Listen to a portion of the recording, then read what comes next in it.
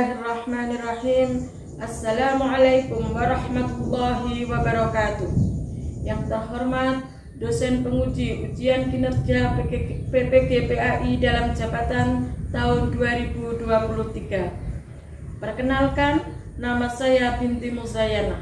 Saya guru pendidikan agama Islam SDN Kepedua, Kecamatan Dagangan, Kabupaten Madiun, sekaligus sebagai mahasiswa PPG Program Studi Pendidikan Agama Islam di LPTK Universitas Islam Negeri Malang dengan nomor induk mahasiswa 23091091107.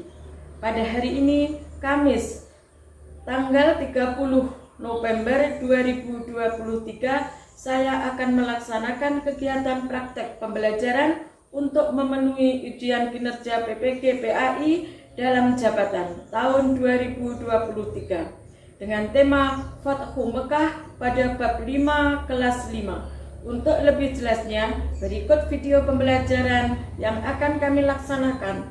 Mohon masukannya dan saran agar kedepannya kegiatan saya lebih baik lagi. Terima kasih. Wassalamualaikum warahmatullahi wabarakatuh. Ya, siap semua. Assalamualaikum warahmatullahi wabarakatuh.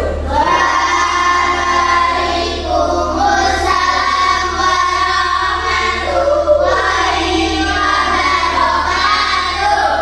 Bagaimana kabarnya pagi ini anak-anak? Alhamdulillah, luar biasa, sehat, cerdas, Allahu Akbar.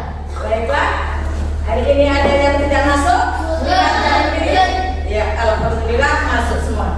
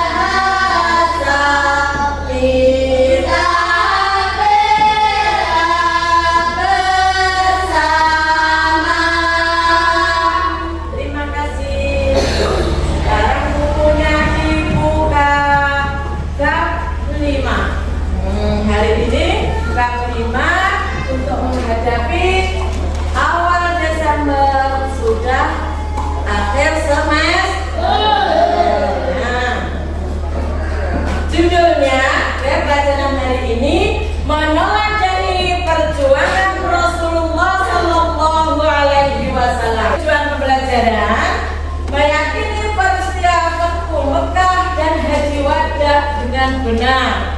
Ya, Fathul Mekah, kembalinya Rasulullah ke Mekah. Ya, Fathul Mekah membiasakan perilaku pantang menyerah sebagai bukti implementasi makna Fathul Mekah dan Haji Wada dengan benar. Ya, nanti akan dijelaskan Haji Wada itu apa. Menjelaskan pengertian peristiwa Fathul Mekah dengan benar. Menjelaskan sebab-sebab terjadinya peristiwa Fathul Mekah dengan benar. Menjelaskan pengertian Haji Wada dengan benar. Nah, sekarang peristiwa Fathul Mekah. Coba perhatikan semuanya ke papan tulis ke layar. Ya, dibaca Mbak Erlis. Ya. Terbukanya kota Mekah untuk kaum muslimin tanpa adanya pertikaian dan kemenangan. Peristiwa ini berjalan dengan damai tanpa adanya kerusakan apapun tentang umat dan kesenjangan. Iya. Nah, sekarang sebab-sebab terjadinya peristiwa Fathul Mekah. Dibaca Mbak Laila. Satu, kaum Quraisy melarang Rasulullah dan rombongannya datang ke Mekah pada tahun ke-6 Hijriahnya dan Hijriah, tepatnya pada bulan Dzulqa'dah. Zulqa'dah, tepatnya di sebuah daerah bernama Hudaybiyah. Kala itu Nabi Muhammad dan para sahabatnya di Madinah hendak melakukan ibadah haji. Coba sampai di sini ada yang ditanyakan? Sudah ya? Nanti diulang, dijelaskan di belakang. Kemudian yang sebab terjadinya peristiwa Fathul Mekah. Awalnya Rasulullah itu di Makkah, ya, tinggalnya di Mekah selama kurang lebih 10 tahun, berapa bulan itu. Kemudian hijrah ke Madinah dan akhirnya akan kembali ke Mekah untuk melaksanakan ibadah haji. Dan semua itu adalah perintah Allah, dipimpin langsung oleh Allah Subhanahu wa Ta'ala. Kaum Quraisy melarang Rasulullah dan rombongannya datang ke Mekah. Ya, ke Mekah pada tahun ke-6 Hijriah. Tepatnya pada bulan Dzulqa'dah. Rasulullah itu mau kembali ke Mekah itu tidak boleh sama kaum Quraisy. Ya seperti itu ya. Kemudian apa alasan Rasulullah mau melaksanakan haji? Kaum Quraisy mengingkari perjanjian Hudaybiyah dan suku Khuza'ah yang mengakibatkan korban jiwa. Nabi tidak boleh menjalankan ibadah umroh pada tahun ini. Jadi rencana mau haji itu tidak boleh, mau umroh itu tidak boleh. Sama kaum Quraisy. Kemudian menghentikan permusuhan dan tidak saling menyerang dalam waktu 10 tahun. Perjanjiannya seperti itu.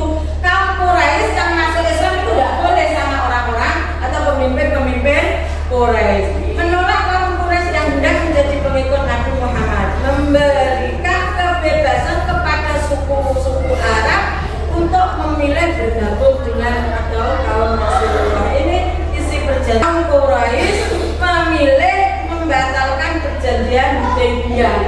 Oke, karena ada yang mau masuk Islam tapi itu syaratnya Rasulullah. Akhirnya apa? Rasulullah tetap melaksanakan masuk ke kota Mekah dengan membawa pasukan atau pengikutnya sebanyak 10.000. Bukan ingin menyerang, tapi Rasulullah ingin berdamai dan melaksanakan haji, melaksanakan ibadah haji. Sampai di sini ada yang ditanyakan? Sudah, ya. Kalau gitu pengertian haji wada. Nah, apakah haji wada itu?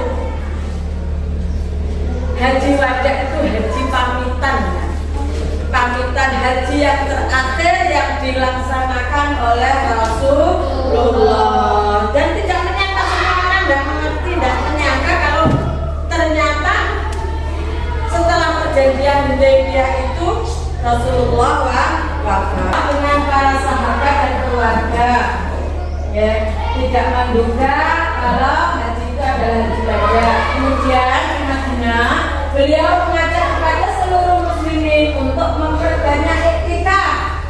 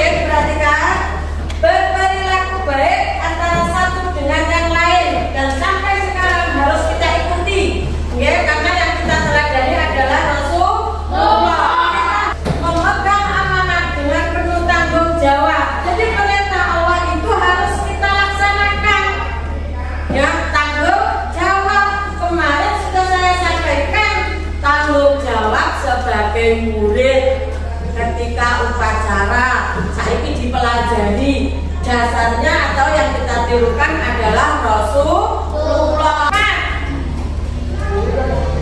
Melarang perbuatan riba. Apa itu riba? Riba itu misalnya kalau di sini itu bunga pinjam, bunga yang berlebih bunga ya, bunga itu yang termasuk riba. Insya Allah kita tidak melaksanakan hal yang seperti itu. Ya. 5. Mengajak untuk menciptakan perdamaian dan tidak ada balas dendam. Nih, mulai sekarang ditata hati kita, ojo pegel nek koncone, ojo pegel nek wong tuane, ojo pegel nek gurune. Delok kuwi ora apik. Kita harus menata hati kita yang sabar dan ikhlas. Itu wangel mudah diucapkan dan sulit dijalani, yo kuwi sabar karo ikhlas. Nah, itu harus damai. Kita harus bahagia. Nah, kemudian kita tidak boleh balas dendam, cakai nutuk, genten ditutuk, cakai jiwit, genten dijiwit, tidak boleh. Oke, itu namanya pendendam. Pendendam itu penyakit hati. Nah, sekarang yang keenam, memberikan persamaan derajat, tidak merasa paling tinggi derajatnya kecuali ketakwaannya. Orang yang paling pintar, paling sugih, paling cantik, paling ganteng, tidak boleh ya. Kita semua sama. Yang derajat nanti di sisi Allah yang dinilai adalah apa tadi?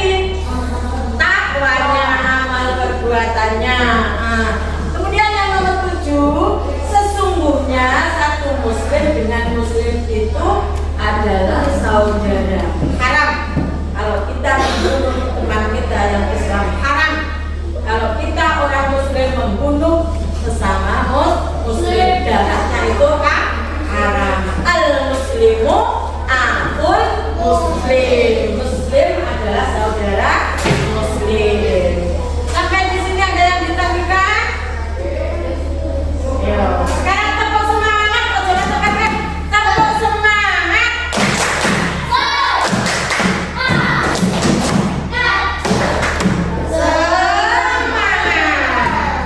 Kira-kira tuh diseleng nih. Ayo sekarang Mbak Khaila dibaca.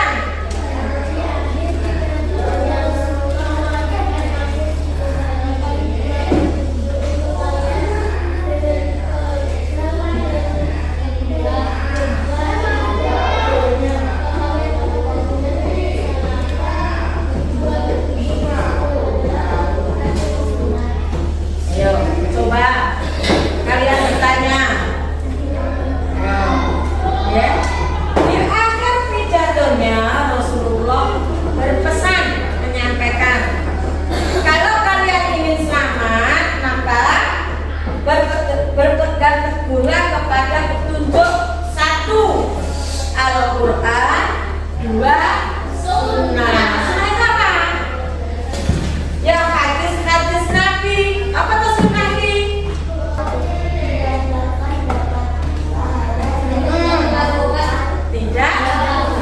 Tidak berdosa. Jadi sunnah itu suatu perbuatan atau amalan yang apabila kita laksanakan mendapat pahala, dan apabila kita tinggalkan tidak apa-apa, tidak berdosa. Berbeda dengan wajib. Kalau wajib apa, Mbak? Jika dilaksanakan mendapat pahala, jika ditinggalkan mendapat dosa. Iya, wajib adalah suatu perbuatan atau ibadah atau amalan yang apabila kita kerjakan mendapat pahala, dan apabila kita tinggalkan mendapat dosa. Dilanjut, Mbak Erlis. Yang keras. Dalam peristiwa tersebut Allah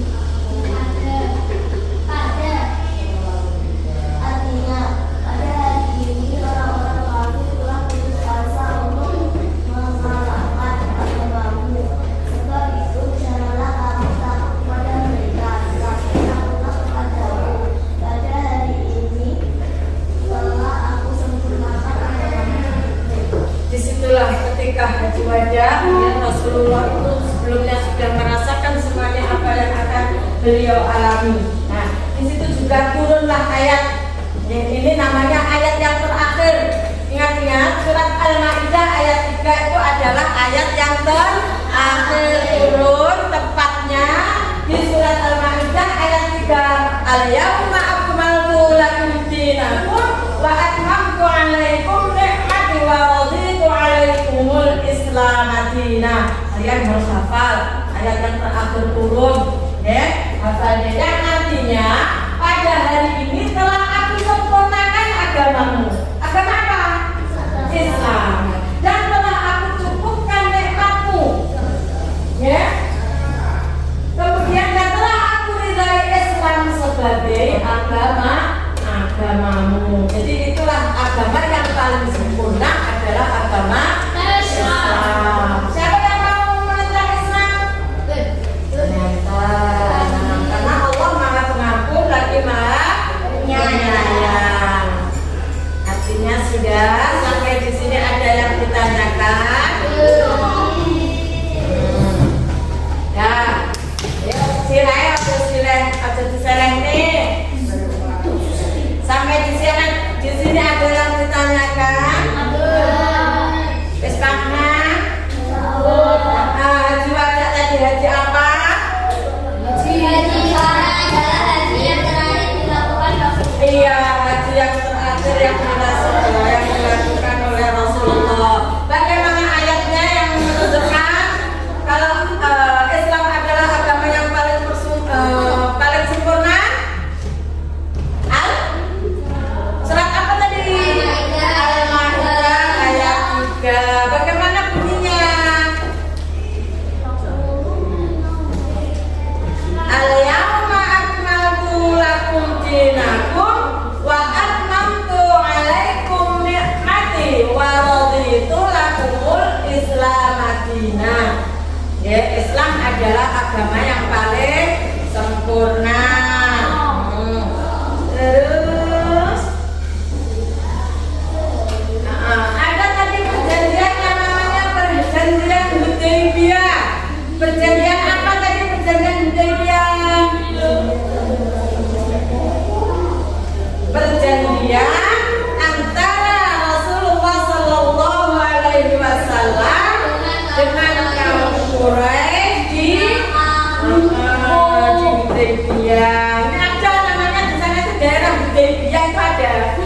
Hudaybiyah jadi perbatasan Mekah Madinah, disitulah nanti Rasulullah mengadakan perjanjian. Nah, sudah siap? Ada yang ditanyakan? Nah, ya, dari pelajaran ini tadi kita bisa menyimpulkan yaitu satu, apa? Berperilaku baik antara berperilaku akhlak tetap nomor 1. Akhlakul karimah. Apapun yang kalian dapatkan, yang kalian bisa, yang unggul pada diri kalian, contohnya yang olahraganya bagus, yang pidatonya atau ceramahnya bagus, kemudian yang mempunyai unggulan apa saja, ya, misalnya apa kayak matematika sama IPA kan apa lomba olimpiade bagus, nilainya bagus, mendapat juara. Yang satu akhlaknya tetap harus dijaga. Kemudian yang kedua menjalankan perintah Allah dan menjauhi larangannya atau yang disebut takwa. Terus nomor 3 memegang amanat dengan penuh tanggung jawab. Sampai di sini ada kuis yang harus kalian kerjakan. Nah, sebelum kita tutup, ini ada kuis yang harus kalian kerjakan mandiri. Selesai